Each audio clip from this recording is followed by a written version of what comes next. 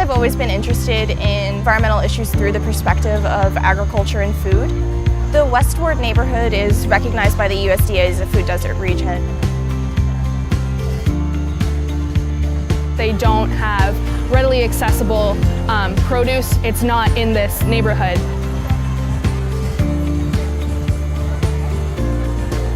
And we will provide the community residents with fresh vegetables. The bulk of our food that we get is harvested by us interns directly. We have produce from La Farm, which is near Lafayette College on the hill. And then we also have the Easton Urban Farm, which is down in the south side. Some community gardeners will also donate some of their produce.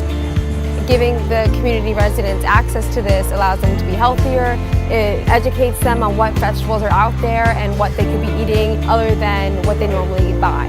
How can we better engage the community? How can we be better aware of our positions in this as interns who aren't residents of this neighborhood?